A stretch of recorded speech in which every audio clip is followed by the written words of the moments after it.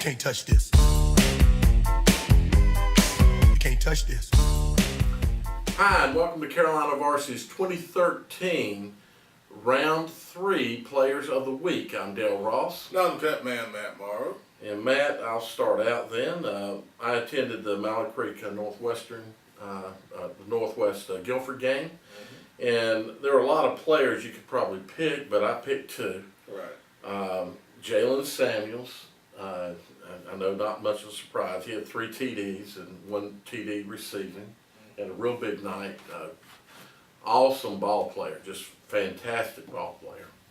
Not the first time he's been named here. Oh yeah. And Lawrence Pittman, you know, I really like that kid. He carried the ball 9 times, had 146 yards, 2 TDs, and you know when this kid runs, you see the determination in him, and you know. And I told him, and I told you this off camera, that Wikipedia, somebody that manages the Beast profile, needs to put his picture up because that kid just runs like, you know, there's no tomorrow. Somebody gets in front of him, you know, they're going down. So, I'm a big fan of him. I thought both of them had a real good ball game. The Mallard Creek defense played well. You know, you can nominate the whole defense and I'll talk a little bit about the game when we get to their game with Butler. True. Big players step up in big games, and those two are some of the best in the state. And they deserve that recognition and then some. I attended, stepped outside of Charlotte for a change, and I went down to Hunter Huss to check out the Parkwood Hunter Huss game. And I got 5 guys. I initially had 4, but then when I looked at stats on Max Preps and started thinking about it, I added 1 more guy. Okay. First guy is Wyrick. The Parkwood quarterback was 8 of 15 for 227 yards and 3 touchdowns. And he threw some really big passes. Yeah. He had some one-on-one coverage on the outside he took advantage of. When they got in 3rd down, they threw the slant over the middle very well. He stood up in the pocket, took a couple of big hits at times from Hunter Huss, and did a really good job. My next one is his big receiver, Max Robinson. 4 catches for 120 and a touchdown. And Robinson also played defensive back and did a good job on that side of the ball as well.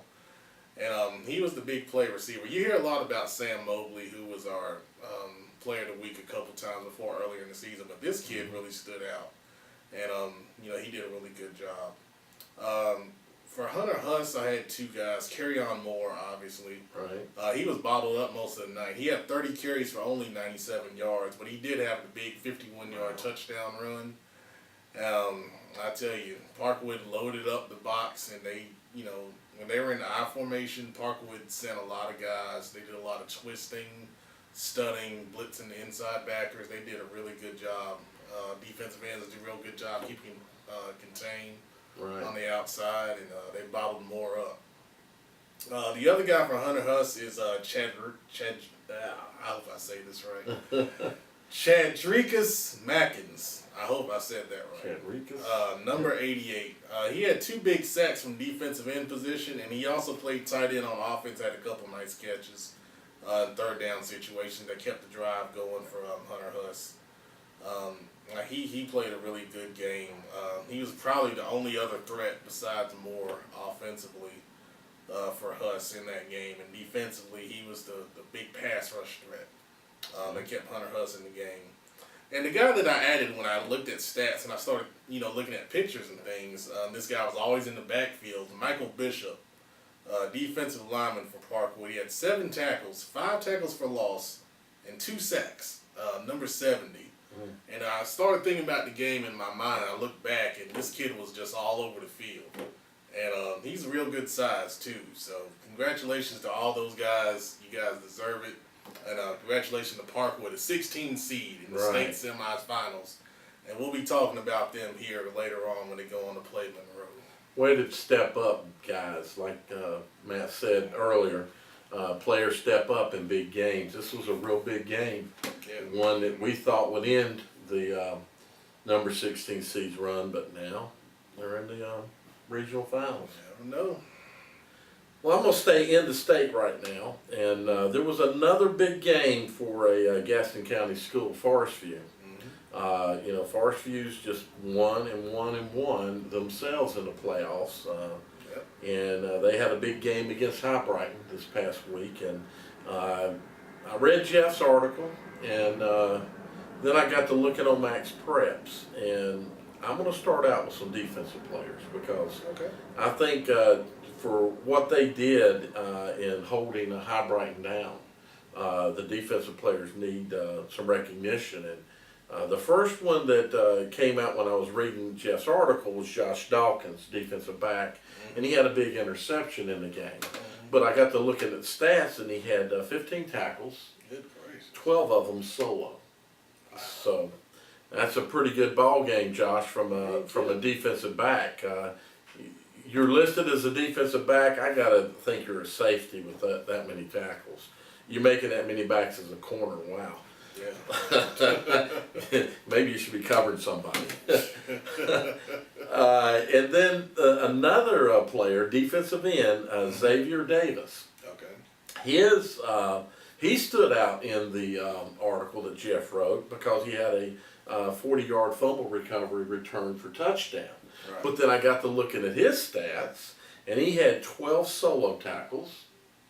He had 3 tackles for loss. Wow. So another good ball game by a defensive player in a game that you guys won big. You scored a lot of points, but on the flip side, you really held High Brighton down.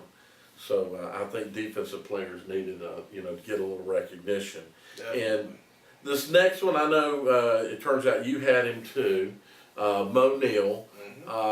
This sophomore just continues to impress. I don't know if you were aware he was a sophomore. I really wasn't until I looked back a few weeks ago.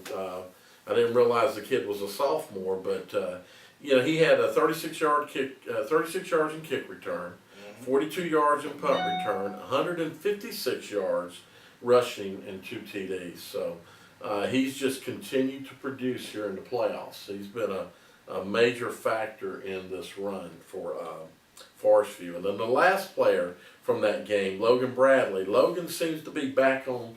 He might have been a little rusty the week before, but he seemed to be on target here. 12 of 19, 237, and 2 TDs. So that young man's looking good. And the good thing with Forestview is they have really good balance. Yeah. And that makes them tough to stop. And when we talk about them against Concord, you guys may be surprised at what I have to say.